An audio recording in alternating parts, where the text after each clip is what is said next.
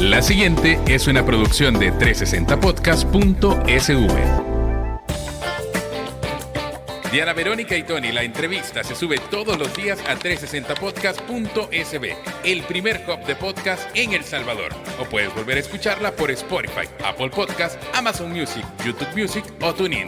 Dale clic a la campanita para que recibas la notificación. Este día en el Corre de la Mañana le damos la bienvenida a... Bueno, no sé, hoy se está estrenando como analista internacional. Con ustedes. Nosotros somos los que decimos, ¿verdad? Sí. Federico Hernández Aguilar está aquí con nosotros. Ustedes se dan la paja, pero no. Bueno, no, Federico de trayectoria en el ambiente político, tuviste tu momento político, claro. Escritor, ¿verdad? Sí. Sobre todo esa beta de escritor. Y sobre eso hemos conversado en diversas oportunidades. Ha sido funcionario, fue diputado. Fue diputado, sí. Es cierto, fuiste también presidente de Concultura. De Concultura. Ajá, cuando todavía era Concultura. Estuviste en la Cámara de Comercio. También, 12 años como director ejecutivo. Exactamente. Es decir, si digamos que has estado en diferentes ámbitos y creo que, bueno, también tu conocimiento, tus estudios, tu cultura permite que hablemos sobre qué está pasando en el mundo, ¿verdad? Hoy el tema es, lo habíamos puesto como nuevo orden mundial, ¿verdad? O sea, tal vez es pregunta, ajá, más que título, es sí, pregunta. Estamos delante de un nuevo orden mundial. ¿Qué está pasando en el mundo y los coletazos que nos llegan a nosotros, claro, como parte de todo esto? Claro. No sé si comencemos hablando sobre Donald Trump, que es como uno de los grandes actores. O sea... porque hablando de coletazos no llegan coletazos. Pues sí, y es como como siempre con todo lo que pasa en Estados Unidos. Mucho en el mundo gira alrededor de este personaje. Claro. Bueno, de hecho, y precisamente por eso vale la pena retomar el concepto de nuevo orden mundial, que es un concepto, fíjate que en politología hay que tener cuidado cuando se aplica porque si bien ya tiene larga data, o sea, de hecho, el primer gran político, digamos, de presencia universal que le da pie a hablar del nuevo orden mundial fue Woodrow Wilson, que fue el presidente norteamericano durante la Primera Guerra Mundial.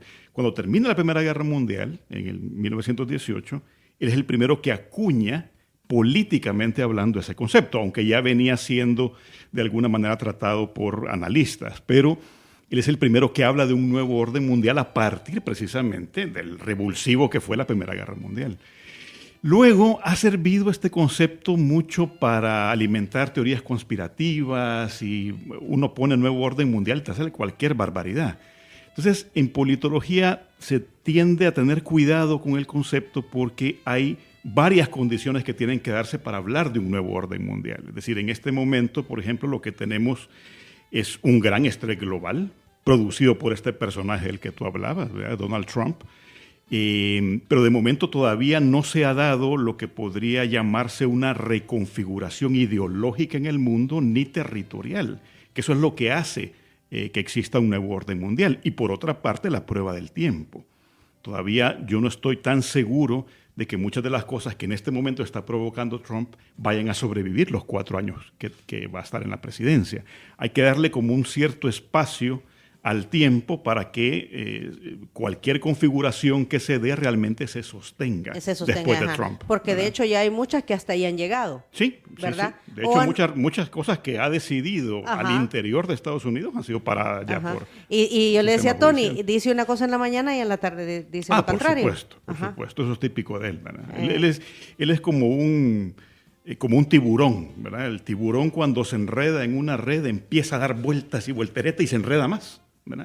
Yo así grafico, digamos, la forma en que Trump administra a Estados Unidos. Es una forma caótica, obviamente. Él está acostumbrado a ese caos. Le gusta generar caos. Pero es que además lo ha dicho. O sea, yo a la gente le digo, no sé por qué se sorprenden con Trump. Si Trump todas estas cosas las ha puesto por escrito. Hay libros de él, que casi todos son autobiográficos, dicho de paso, porque su narrativa es absolutamente autorreferencial. Todo el tiempo está hablando de él, ¿verdad? Eso habla del ego del personaje, pero también ha dicho claramente lo que piensa. Él le encanta amenazar, Lo ha dicho todo el tiempo y que la amenaza le ha funcionado además en su vida entera.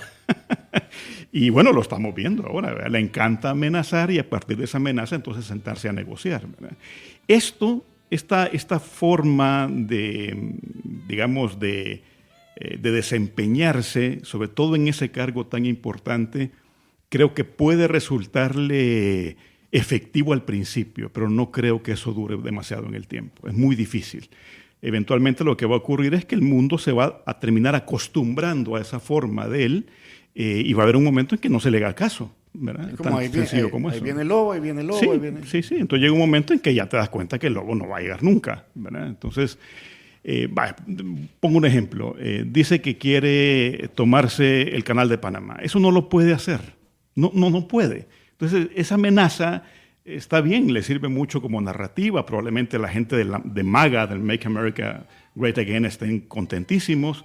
Eso mantiene vibrante, digamos, a su base, que tiende al fanatismo, casi un fanatismo religioso, diría yo, es una especie de secta. Ya vamos a hablar de eso, pero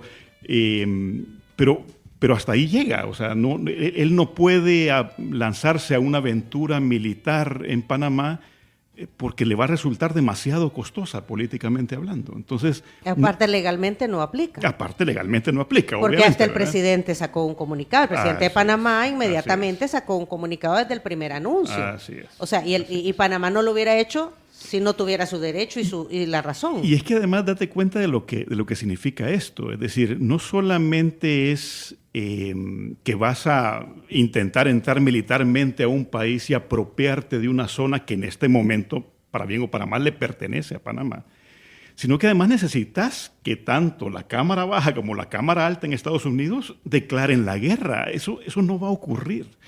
Ahora Trump, por ejemplo, está amenazando con que va a destituir a los jueces federales. Uh-huh. Eso no lo puede hacer. Es claro que no lo puede hacer, pero además la Constitución te explica qué es lo que debe ocurrir para que un juez federal lo puedan remover. Y falta muchísimo para que eso sea posible. Primero, el Congreso tendría que aprobarlo. Ahí sí necesita una mayoría mínima, que la tiene, pero luego necesita 2/3 en el Senado para que ratifique la remoción de un juez federal. Necesitaría que 14 demócratas se pasaran al lado trumpista. Eso sencillamente no va a ocurrir. Entonces la pregunta es, ¿por qué amenaza? Pues a saber, ¿verdad? Porque se le ocurre. Pero sabe que si se atreviera a eso, va directamente a una clamorosa derrota política. Entonces, ¿ves? Eso es lo que uno tiene que entender, porque si no se genera un estrés innecesario. Trump no puede remover jueces federales. Es más, en casi 250 años, ya digamos el año que viene se cumplen 250 años de la de la Declaración de Independencia de Estados Unidos del 4 de julio de 1776. ¿Sabes cuántos jueces se han removido en toda la historia americana? 15. Y de esos 15, solo 8 fueron finalmente destituidos, cuando ya el Senado ratificó lo que había dicho el Congreso. 8 nada más en 250 años. No va a ocurrir ahora. Ha dicho Donald Trump que de haber sido él el presidente, Rusia, Vladimir Putin, no hubiese invadido Ucrania. Y que él iba a resolver el tema en 24 o 48 horas. Eso lo dijo en la campaña. Cosa que tampoco ha ocurrido. Por supuesto. Pero por el otro, o sea, hay otra...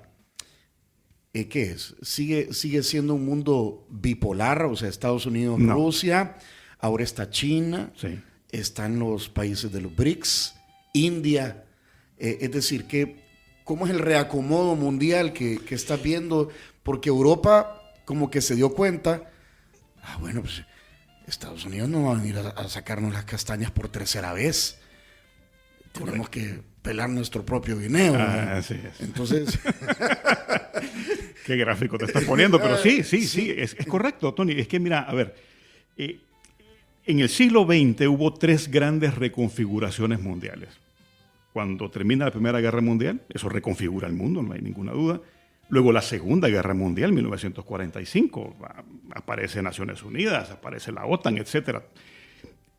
Y luego en 1991, en el 91, cuando cae la Unión Soviética. En ese momento sí hay reconfiguraciones mundiales y se podría hablar grosso modo, de un nuevo orden mundial. Desde los coletazos, vamos a utilizar ese término, los coletazos de estos 3 momentos todavía los estamos viviendo hoy, todavía. Esa reconfiguración mundial no se ha movido demasiado. Claro, en 1991 cae la Unión de Repúblicas Socialistas Soviéticas y se hacen 15 países. Eso te reconfigura completamente el mapa de Euroasia, ¿verdad? Sí, luego lo porque que pasa... cada quien tiene su visión. Exactamente, Ajá. Yugoslavia se hace 6 repúblicas, Ajá. Checoslovaquia 2, en fin, estamos hablando de tres países que de repente se hacen 23. Eso sí te reconfigura el mundo. Eso no está pasando en este momento, ¿verdad? Ahora, hay que esperar a ver qué ocurre con este revulsivo que se llama Donald Trump, que es tan, digamos, impredecible, ¿verdad? Porque da la impresión de que lo que le manda a él es como el capricho, ¿verdad? Con qué mood se levanta en la mañana. Entonces, a partir de eso y de la reacción que el mundo tenga, entonces sí podemos hablar de alguna reconfiguración. De momento yo no me atrevería a hablar de un nuevo orden mundial. Ok. Estuvo recientemente con el presidente Zelensky, Sí. con el presidente de Ucrania, ¿verdad?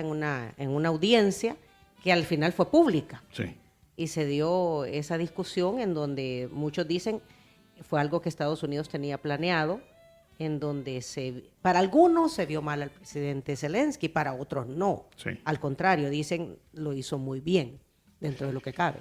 Y es que yo creo que hay que entender también el ambiente de tensión que ya venía dándose antes de esta reunión, porque si no, si vemos solo la reunión, la hora y pico que dura todo el video, cuando uno realmente lo ve todo, ¿verdad? Porque hay que verlo todo para entender lo que está ocurriendo ahí y por qué se da ese rifirrafe entre los 3, incluyendo a J.D. Vance, esa ambientación de tensión ya venía. Trump le había dicho dictador por X, o bueno, por su red social a Zelensky. Es que ya lo venía insultando desde antes. Zelensky muy callado, ¿verdad? Por cierto, siempre con respeto, dirigiéndose al presidente de la nación más poderosa del mundo. Claro, ya a la hora de la hora, cuando además se filtran los medios de comunicación cómo era el preacuerdo que Trump había, entre comillas, logrado supuestamente para beneficiar a Ucrania, ningún presidente de Ucrania te hubiera aceptado eso. Porque ¿qué incluía ese preacuerdo? Primero, que ningún territorio tomado por Rusia iba a ser devuelto, ¿verdad? Solo ahí se va 25% de tu territorio, ¿verdad? No lo vas a regalar. Segundo, que las tierras raras... ¿Y de qué manera lo tomó además, verdad? Por supuesto, matando un por montón la de violencia, gente. ¿verdad? Exactamente, invadiendo además un país. Entonces, luego que las tierras raras iban a estar, digamos, entre comillas, administradas por Estados Unidos, aunque obviamente con vigilancia ucraniana. Pero encima de eso, cuando él dice, lógicamente, mire, pero puedo tener garantías yo, como ucraniano, de que no voy a ser invadido nuevamente por Putin después. No, garantías no hay. Pero por Dios, ¿y quién te iba a aceptar eso? Nadie. Entonces, ¿qué pasa? Cuando Zelensky llega y empieza J.D. Vance a hablar que hay que aplicar la diplomacia, porque es el momento en que reacciona Zelensky, es porque entiende lo que significa diplomacia para ellos. Diplomacia es acepte lo que le hemos propuesto. Eso no es diplomacia para alguien como Zelensky, obviamente, no va a regalar su país. Sí, hay respeto entre naciones, ¿verdad? Exactamente. Por eso es que reacciona de esa manera y se da el rifirrafe que se da, ¿verdad? Que a mí me parece impresionante que lo hayamos visto en vivo. Yo ponía este ejemplo, Federico, por lo que tú decís. Desde el momento en que lo vemos en vivo, vos decís, sí. Aquí algo pasó. Aquí algo pasó y alguien quiso que pasara. Ahora, pero después tú ves, y yo me refería a ese encuentro que ha sido como muy mediático, ¿verdad? Me refería a eso, Federico, por lo que tú decís de que los jefes de Estado, en este caso el presidente Trump, van allí maniobrando a su conveniencia, porque luego después hablan de que han tenido conversaciones muy cordiales, claro, y muy respetuosas y no sé qué, así como con la presidenta de México, ¿verdad? Sí, también, sí. Con el primer ministro de Canadá, ¿verdad? También, ¿verdad? Exacto. Entonces, esas cosas, uno dice, ¿para dónde van? Pues? Al menos Trump está hablando con Putin, porque antes no había comunicación. Claro.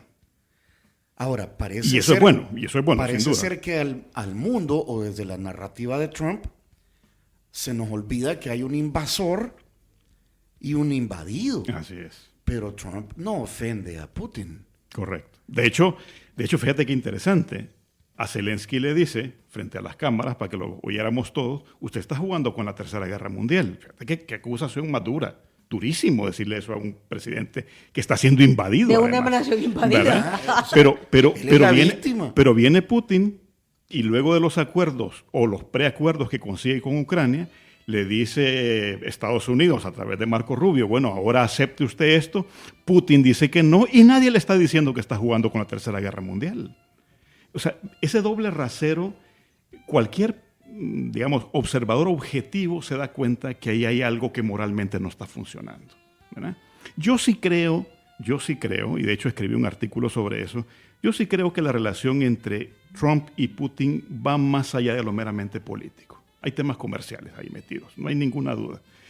Ahora, pero más allá de esas simpatías personales, Trump tiene que darse cuenta que está a cargo de un país poderosísimo que debe tomar decisiones importantes en materia geopolítica y que no puede darse el lujo de estar, cometiendo estos deslices, voy a utilizar el término, ¿verdad? Tiene que comenzar un poco a controlarse, de lo contrario, este asunto se les puede ir de las manos. Sí, bueno, comencemos con esa promesa, ¿verdad? Hizo la promesa que en 24 horas iba a terminar con esta guerra. Claramente era ilógico pensar que eso fuera cierto. Sí, porque se vendó como el mediador que se estaba esperando para que Putin y Zelensky, bueno, y Estados Unidos. Exacto. Y ahora lo que tiene es a los dos contendientes más bravos. O sea, digo, estás perdiendo esa promesa al final. Políticamente se te está revirando, como diría un salvadoreño. Ahora, ¿verdad? hablando de coletazos que sí nos interesan al área centroamericana, voy a hablar del área centroamericana, está el tema migratorio. Ahí sí está cumpliendo el presidente Trump lo que dijo durante su campaña. Así es. Y de hecho es el tema en el que aparece mejor evaluado por los norteamericanos en este momento. En materia geoestratégica le está yendo muy mal, en materia económica le está yendo mal, pero en materia migratoria ahí sí, está quedando bien, digamos, según las encuestas. Entonces, ¿por qué? Porque se ha puesto duro, ha tenido, digamos, una visión coherente, porque ahí hay que decirlo, no le mintió a nadie, ¿verdad? Dijo que iba a encargarse de hacer el proceso de deportación más grande de la historia norteamericana. Dicho sea de paso, todavía no ha sido así. Todavía Biden lleva más deportación que Trump, pero lo puede hacer, ¿verdad? Tiene tiempo suficiente para poder lograr eso. Con las consecuencias que eso puede tener, como tú bien dices, Diana, para Hispanoamérica, ¿verdad? Ahora, y nuestro país, siendo tan chiquitos, tan dependientes de los Estados Unidos, de las remesas. Que aquí estamos pendientes de las remesas, que son claro, parte de las dos, financiamientos más grandes que tiene este país. Digamos que estamos como, hay una cierta alineación. ¿Cómo ves la relación, cómo la están manejando desde el gobierno de Nayib Bukele? Bueno, a mí comencemos por lo siguiente. Trump ha pasado por encima de la Constitución norteamericana al hacer estos envíos masivos de personas que ni siquiera han sido declaradas culpables por el proceso judicial norteamericano. O sea, ya se saltó unas trancas legales. Lo que ha hecho el juez Boasberg cuando le dice a Trump tienen que devolver a esos deportados, lo que le está diciendo es usted no está por encima de la ley. Eso es lo que le está diciendo el juez. Se refiere a los deportados que vinieron a El Salvador. Exactamente, los que mandaron para acá. Los que mandaron para acá. O sea, usted tiene que pasar por todo el proceso que lleva, o sea, garantizando, valga la redundancia, las garantías procesales a toda esta gente para determinar que realmente son delincuentes. Primero que son terroristas, ¿verdad? Porque así los han acusado, que pertenecen al Tren de Aragua, no sé qué. Ya sabemos por un montón de gente, familia, que muchos no pertenecen al Tren de Aragua. Ahora, Federico, yo creo que aquí hay que diferenciar, porque una cosa es ya estar en un proceso judicial, el cual se tiene que cumplir, que es el caso de estas personas, y está el otro caso de aquellos que desde el primer día Trump cerró la oportunidad de que fueran donde un juez. Claro. Y eso es deportación inmediata. Sí. Esa es otra situación. Esa es otra situación. Ajá. Es otra situación. Y es totalmente legal. Sería totalmente legal. Y en el caso, por ejemplo, de aquellos a los que están acusando de haber delinquido en Estados Unidos, tiene que probarse en Estados Unidos que realmente ha sido así. De lo contrario, está pasando por encima del sistema legal norteamericano. Sí, pero como tienen antecedentes. ¿cuál? Muchos de los detenidos con tienen antecedentes, claro. Ahí tiene la justificación, Sí, pero porque tienen problemas las legales. garantías procesales de la Constitución norteamericana son claras. O sea, aquí no es cuestión de, yo creo que. No. Ajá, claro. Aquí no hay que andar creyendo. Usted tiene que probar ante un juez que esta persona realmente ha delinquido. Que en este caso pertenece al Tren de Aragua. Bueno, pruébelo.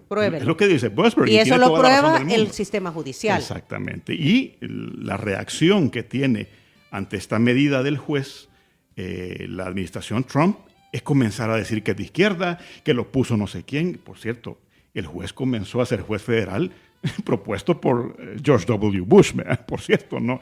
Obama después le da ya lo convierte en juez de distrito, pero el primero que lo catapultó, digamos, fue un presidente republicano. O sea, pero parece que no hay marcha atrás, al menos políticamente. Viene esta semana la secretaria de Seguridad, va a ir al SECOT, se llama Kristi Noem. Ojalá ella pida ir al SECOT y verlo entero. De acuerdo a la agenda pública. En la agenda está que va a ir al SECOT. No, y ojalá ella exija ver el SECOT entero, que no la lleven donde la quieran llevar, sino que la lleven a conocer todo el SECOT. Valdría la pena. ¿Por qué dices eso? Es que yo creo que cada persona y sobre todo periodistas, ¿verdad? Cuando iban periodistas al SECOT, le presentan una zona del SECOT y no presentan todo el SECOT, ¿verdad? Entonces, aquí sería bueno que esta señora, pues con una transparencia que todavía no hemos visto en estos casos, pudiera realmente llevar cámaras a donde no se han llevado dentro del SECOT. El SECOT es bien grande y sin embargo solo vemos una zona del SECOT cada vez que alguien de fuera, digamos, entra, ¿verdad? Pero bueno, no sé si lo va a hacer. ¿Qué es lo que aplica, verdad? ¿Qué es lo que aplica? Exactamente. Ahora, ¿qué sucede? Que entonces, y volviendo a lo que mencionaba Tony, ¿qué sucede? Que estos, sin haber sido declarados por ningún juez en ninguna parte del mundo, obviamente también Estados Unidos, que son culpables, aquí son tratados como culpables. Ese es un grave problema, porque aquí estamos pasando encima de derechos humanos. A ver, lo que pasa es que nosotros somos proveedores de un servicio. Así se ha vendido, ¿no? Sí, no, vendido. en la práctica. Sí, o sea, sí. nosotros estamos vendiendo un sistema de detención, Claro. ¿verdad? Claro. Contratados por los Estados Unidos. Exactamente.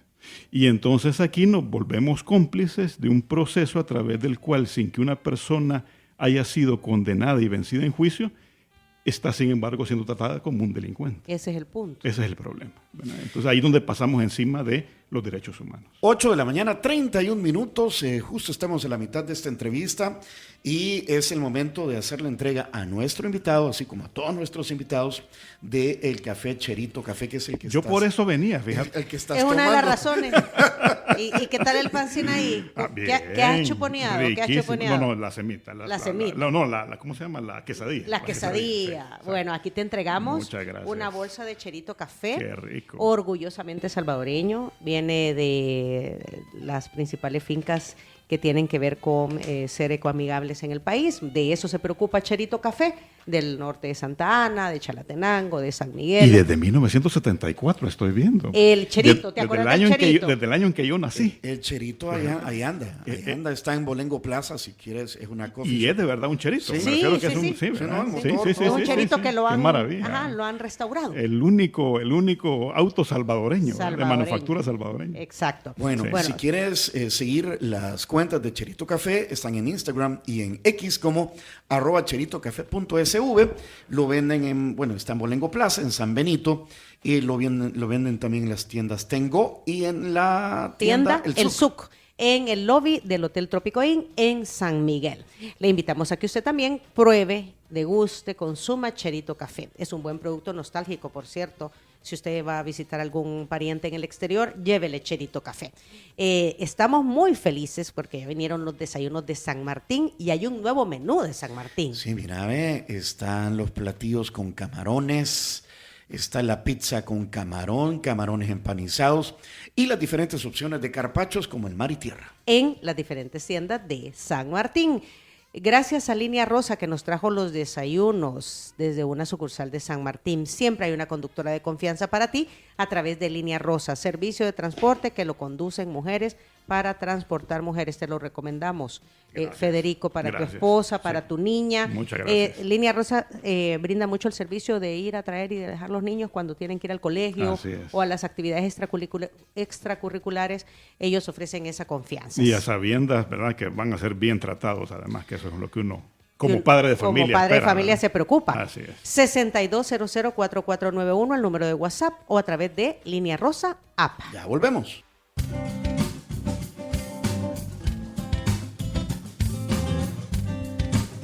No, hombre, si nuestro invitado hasta agarró puesto, compañero. Con el desayuno. Con el desayuno me van a disculpar, dijo, pero yo aquí vine a desayunar. Federico Que esta Hernández. comida es deliciosa. Federico Hernández Aguilar hoy está como, pues hablando un poquito, arreglando el mundo, ¿verdad? Entendiendo qué pasa. Entendiendo qué pasa. O cómo se mueven las cosas, ¿verdad? Sí, porque parece, o sea, hay gente que dice ya no hay izquierdas y derechas. Hoy hay gobiernos soberanistas como Donald Trump, ¿verdad? O nacionalistas. O digamos, nacionalistas. Y están los otros que son globalistas, ¿verdad? Del globalismo, de los organismos multilaterales, Naciones Unidas, Soros, y no sé qué, no. Los que quieren dominar el mundo. Ajá. Entonces, y pareciera ser que el mundo va hacia el soberanismo. Hay derechas, Meloni en Italia, Milei en Argentina, Trump en Estados Unidos, Víctor Orbán en Hungría, etc. Y nosotros estamos más o menos ahí, según lo que podemos ver, más o menos alineados ahí, Nayib Bukele. Aunque a la gente se le olvida que él empezó en el FMLN, ¿verdad? Entonces ha tenido, digamos, ideológicamente un giro. aparente giro. Ajá, no sé si... Mira, ¿Cómo lo ves? Yo los temas de derecha e izquierda sí, en efecto, digamos, cada vez son más delicuescentes, ¿verdad? Ya no se sabe qué es una cosa y qué es la otra. Exacto. Yo cuando alguien me pregunta sobre derechas e izquierdas, le pregunto, mire, ¿qué es para usted ser de derecha? Porque si no entendemos el concepto bien, podemos estarnos equivocando y hablando de cosas absolutamente distintas, ¿verdad? Si ser de derecha implica, por ejemplo, poner por encima de cualquier interés nacional el intercambio económico, el libre intercambio económico, que ese siempre ha sido algo que se ha atribuido a la derecha, Donald Trump no es de derecha, ¿verdad? Es decir, Porque él protege lo él local. protege lo local y no hay nada peor para el libre mercado que el proteccionismo, ¿verdad? Entonces, de hecho, la gran mayoría de analistas económicos del Cato Institute, por ejemplo, o sea, gente que estamos hablando que estarían alineados a la derecha de siempre, vamos a decirlo de esa manera, están asustados, ¿verdad? Porque dicen, miren, perdónenme, esto no puede ser, esto no se lo traga nadie. No se puede comenzar con esta guerra de aranceles y esperar que esto no va a afectar la economía del mundo y además la economía norteamericana, la propia economía norteamericana. Tanto que hay una hipótesis entre algunos analistas económicos que si Trump realmente está buscando conscientemente la recesión, que la esté buscando, ¿verdad? Porque además, exactamente, lo que plantean es que entonces la busca precisamente para que bajen los intereses de la deuda soberana norteamericana. Puede ser, pero, hombre, al final esto podrá ayudarte un momento, pero luego tenés que volver a lo de siempre, si no va a ser un desastre económico en Estados Unidos. Entonces, me explico, es decir, ¿qué es ser de derecha? Ser de derecha es proteger la libertad de expresión, por ejemplo. Entonces, Nayib Bukele no es muy de derecha tampoco, ¿verdad? En ese sentido se alinea más con alguien como Ortega que no sé, que como Winston Churchill, por ejemplo, o en fin, el personaje de derecha que me quieras decir, ¿verdad? Me gusta más económicamente lo que está haciendo Milei, pero mucha de su narrativa no me gusta porque no es una narrativa conveniente, digamos, para el libre mercado tampoco. Entonces, uno dice, a ver, ¿de qué estamos hablando cuando hablamos de derecha y de izquierda? Entonces, yo más bien creo... Milei dice que es el liberalismo. Liberal, ajá. Liberal libertario, dice. Ah, ajá. Sí. Dice el Que es un liberalismo oxímoron, dicho sea de paso, ¿verdad? es el respeto irrestricto del proyecto de vida del prójimo. Correcto. Bajo el principio de no agresión. Así es. y en defensa del derecho a la vida, la libertad y la propiedad privada. Y yo suscribo, pero Cada con todas sus letra. letras, todo eso, ¿verdad? El problema es que eso hay que aplicarlo, ¿verdad? O sea, no solamente se trata de un tema teórico, sino llevarlo a la práctica. Entonces, si llevarlo a la práctica implica muchas de las cosas que se están haciendo, tal vez no en materia económica, pero en otras materias, me preocupa, ¿verdad? Porque entonces parecería que ser de derecha o ser liberal implica pasar por encima de un montón de derechos de la gente y de libertades de la gente también. Entonces yo no puedo convivir con eso. Como teórico que soy de las ideas políticas, yo veo a alguien que se dice liberal y que empieza a decir un montón de cosas antiliberales, yo digo, bueno, a ver, pero, por favor no se diga tan liberal, ¿verdad? Porque, y ojo, ya se habla de liberal libertario es otra cosa, el libertarismo es otra cosa. Es decir, el libertarismo parte del liberalismo, sin duda alguna, pero el problema del libertario es que absolutiza la libertad. La libertad viene a ser un derecho absoluto y la libertad no es un derecho absoluto. No lo puede ser, ¿verdad? Bueno, veámoslo nosotros, no podemos ser absolutamente libres. Sí, yo no te puedo quitar el desayuno, por ejemplo, exactamente, ¿verdad? aunque quisiera, aunque ¿verdad? yo quisiera, y por yo ejemplo. sé que me lo estás viendo Lo está pelando. con ojitos raros desde hace rato. Y esa es la libertad absoluta. Exactamente. Ajá, o que sea, no hay reglas de yo hago lo que yo quiero y punto. Correcto. Entonces, se supone que no se absolutiza la libertad en la medida en que dice alguien como Milei, no, pero es que es el respeto irrestricto del proyecto ajeno. Fantástico. Pero entonces el respeto irrestricto del proyecto ajeno, ¿cómo lo dirimo cuando hay una colisión de proyectos ajenos? ¿Cómo se dirime? A través de la ley. Lo que lo hace es la ley. Cuando la administración Trump, por ejemplo, dice, este juez es de izquierda y por lo tanto hay que removerlo. Mire, perdóneme, pero el concepto de este juez es de izquierda, usted puede decir lo que le dé la gana sobre él y puede destruirlo como character, ¿verdad? El asesinato del carácter, si quiere. Pero es juez. Es un juez. O sea, forma parte de la institucionalidad. Exactamente. Y las reglas del juego están dadas. Exactamente. ¿verdad? Y fíjate que a veces este tipo de justificaciones se dan a partir de cosas tan ridículas como decir, es que el juez nadie lo eligió. ¿Y eso qué tiene que ver? A mí me eligieron 80 millones de estadounidenses. Exactamente. Claro, pero los jueces, ¿por qué llegan a ser jueces? Porque lo ha determinado un presidente que a su vez ha sido elegido por 80 y pico millones de personas, digamos, ¿verdad? Que no es el caso, por cierto, de Trump. Digo, todavía hasta el sol de hoy, Biden, con todo y las cosas malas que hizo, Biden sigue siendo el presidente norteamericano que más votos ha sacado en la historia de Estados Unidos, ¿verdad? Todavía Trump no ha llegado a eso. Pero a lo que voy es que cuando se pasa encima del Estado de Derecho, eso es ser de derecha. Yo no puedo entenderlo. Si el Estado de Derecho es uno de los pilares del liberalismo, ¿ves? Entonces, ahí donde comienzan las cosas como a diluirse y a mezclarse y a confundir a la gente. Ahora bien, Federico, yo cada día escucho menos a alguien que diga me interesa la derecha o me interesa la izquierda. Claro, así es. Ya Lógico, nadie, lógico. o sea, en los 80 se hablaba de eso, en los Así 90 todavía, pero hoy en día ya no.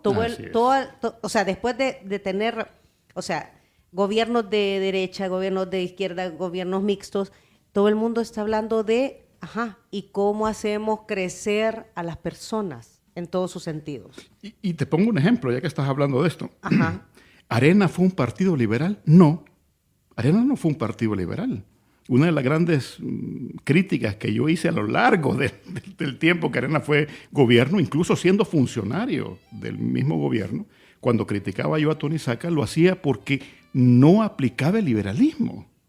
Y se supone que Arena debió haber sido un instrumento para aplicar el liberalismo, y no fue así. Pero lo mismo pasó con el FMLN, ¿verdad? Una de las grandes críticas que yo le hago a Mauricio Funes, que en paz descanse, es precisamente que no aplicó muchas de las cosas que decía que iba a aplicar. Entonces, ¿de qué estamos hablando cuando hablamos de izquierda y derecha? ¿Ves? Ahí ya comenzó a volverse delicuescente el asunto. Pero, de nuevo, ojo, esto también tiene que ver con la formación de nuestros políticos. Nuestros políticos no están formados en política. No son políticos, son políticos profesionales porque ganan de eso, viven de eso, pero más allá de eso no hay, no tiene sustancia. ¿Tú crees que alguien como Alfredo Cristiani ha leído realmente a Adam Smith? No lo ha leído.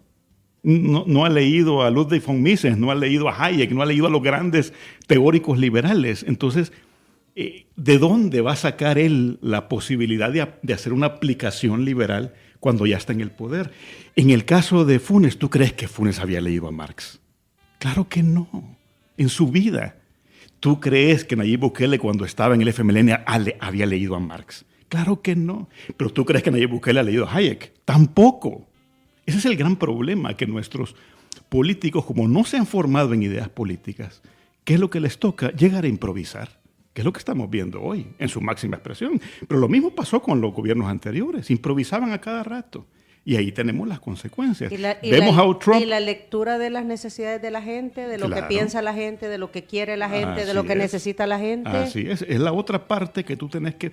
Fíjate, te voy a poner un ejemplo. Yo siempre estuve en contra, digamos, y esto es una cosa de que lo dije aquí varias veces en el programa de ustedes, lo escribí en mis artículos, siempre estuve en contra de lo que ahora se llama el wokismo, ¿verdad? Que es este avance de volver el aborto un derecho. La reivindicación de las minorías. Exactamente. Y una reivindicación que termina siendo una imposición. Como una venganza de las minorías. Exactamente. Entonces, yo estoy absolutamente en contra de eso y me pareció de hecho que Biden había cometido tantos errores en ese sentido que la gente estaba hasta el gorro de ese tema, ¿verdad? Y eso es lo que provocó la llegada de Trump, ¿verdad? Si algo debemos achacarle a Biden es que haya llegado Trump después de él, ¿verdad? Trump tuvo que haberse destruido, entre comillas, como político en 4 años y sin embargo se reforzó. ¿Y por qué? Por las malas políticas aplicadas por Biden. Pero lo que voy es que viene Trump y lo que hace es hacer una retaliación que se convierte en una nueva imposición. Entonces, ¿qué vas a lograr en el tiempo? Fíjate que Trump es un personaje que divide mucho a la gente, ¿verdad? Y hay 2 grandes extremos frente a él. Por un lado, gente que, y de verdad están persuadidas de lo que voy a decir, me lo han dicho de esta manera, que es una especie de enviado de Dios, ¿verdad? Que ha venido al mundo para, a través de su carácter y de las cosas buenas y malas que tiene su carácter, ponerle freno a esta agenda globalista. Digamos, la agenda del globalismo. Y luego tenés al otro extremo gente, y sobre todo analistas políticos, que es lo que a mí más me perturba, que piensan que Trump es el 4º jinete del apocalipsis y que ha venido al mundo para destruir al mundo y, dicho sea de paso, destruir la democracia norteamericana. Ninguna de estas 2 cosas va a pasar probablemente. Son 2 grandes extremos. Trump no va a destruir la democracia norteamericana, ya les voy a explicar por qué. Pero tampoco Trump va a ser el que le va a poner coto a la agenda globalista, entre otras cosas porque lo está haciendo mal. Porque cuando tú te pones a prohibir exactamente como prohibían aquellos que supuestamente han llegado a combatir, creas una nueva retaliación y las extremas se alimentan mutuamente. Lo que vas a tener dentro de 4 años o lo que sea es una nueva oleada de wokismo, ¿verdad? Fortalecida precisamente por la narrativa tan insensible que ha tenido Trump a estos temas, ¿me explico? Entonces, ahí comienzan los problemas. La democracia norteamericana no va a ser desmantelada por Trump.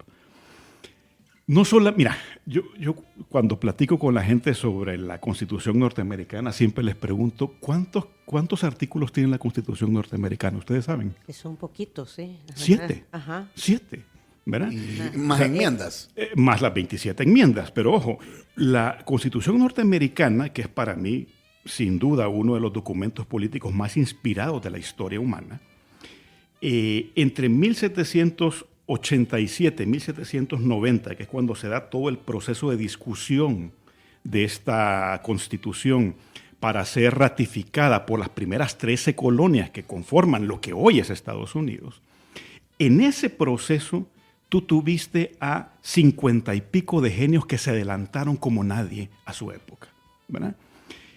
Obviamente tomaron de aquí a allá, es evidente que Montesquieu está ahí, etcétera, ¿verdad? Pero esto fue muchísimo antes de la Revolución Francesa. Ni siquiera podemos hablar de que, bueno, fue los derechos del hombre. No, ni siquiera habían votado todavía y guillotinado a Luis XVI y María Antonieta. Entonces, esta Constitución está inspirada por tipos que entendieron que había que poner límites al poder.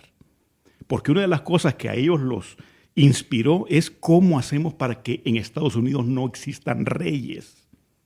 ¿Ves? Entonces, si hay algo que está metido en el ADN norteamericano desde la escuela pública, es eso. Eso no lo va a desmontar Trump.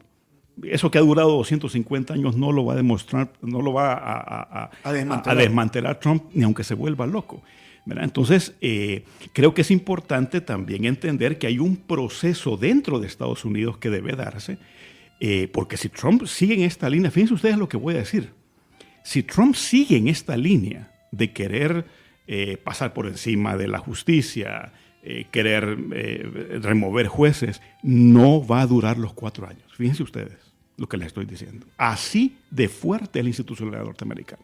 Cualquiera te podría decir, bueno, vamos a verlo. Veámoslo en el camino.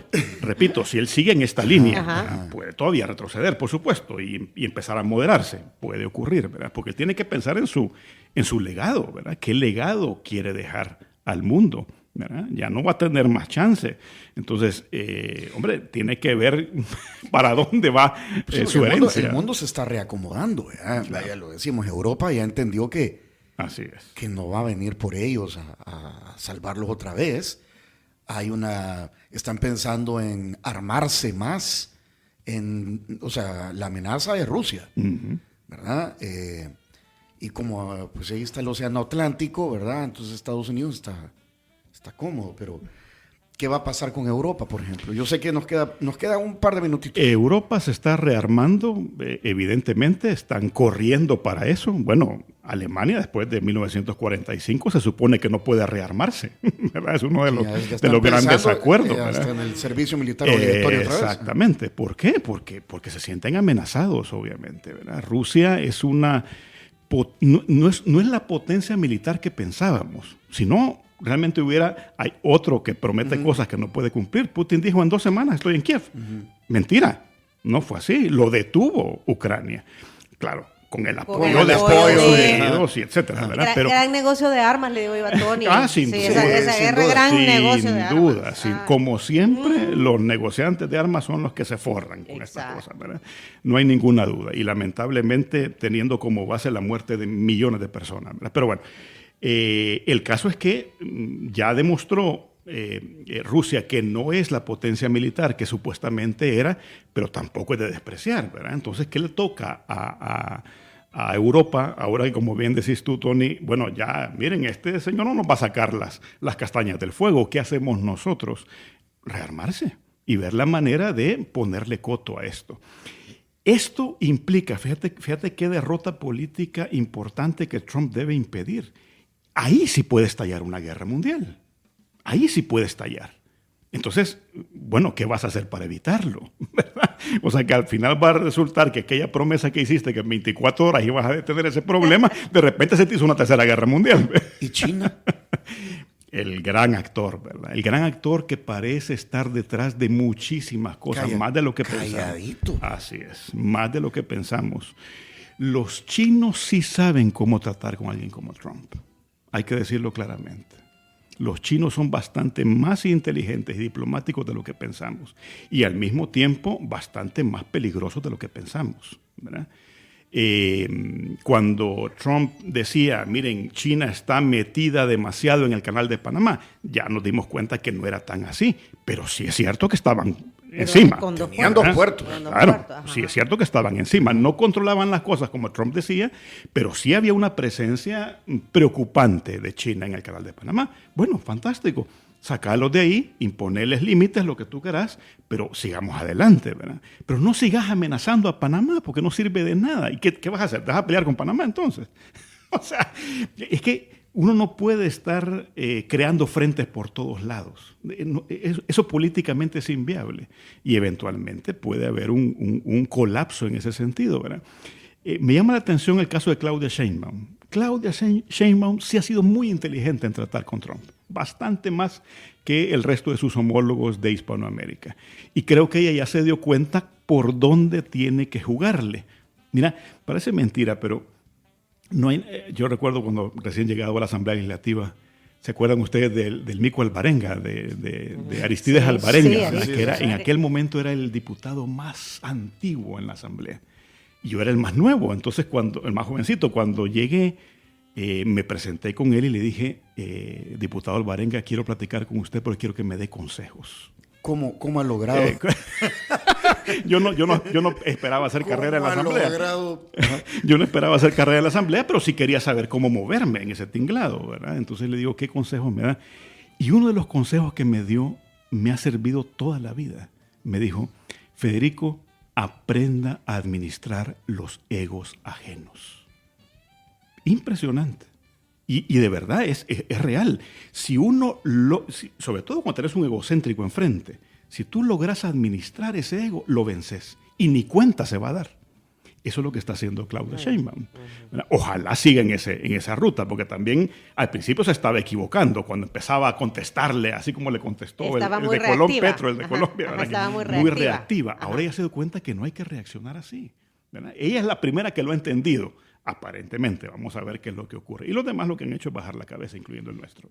Ok, 9:00 con 2 minutos. Nos faltó analizar la región centroamericana, pero quedamos pendiente de otra entrevista. A la orden, Cuando claro se te acabe el Cherito Café, me avisas.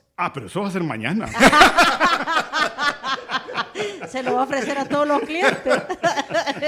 Y te volvemos a invitar, Federico. Ha sido muy, muy interesante platicar contigo de estas cosas y ojalá sea a la gente, a la audiencia, pues sea utilitario para su comprensión del mundo, ¿verdad? Exacto, y no se trata de qué es bueno y qué es malo, se trata de entender qué está pasando. Miseria humana. Al final lo que hago yo es aplicar la antropología a la política, ¿verdad? Es así de sencillo. Bueno, gracias Federico. Gracias, Federico. Si usted quieren volver a escuchar esa entrevista o recomendarla, ponga atención a lo siguiente. Si quieres volver a escuchar esta entrevista, ingresa a 360podcast.sb, el primer hub de podcasteros salvadoreños. Sigue a Diana Verónica y Tony la entrevista en Spotify, Apple Podcasts, Amazon Music, YouTube Music o TuneIn. Esta fue una producción de 360podcast.sv.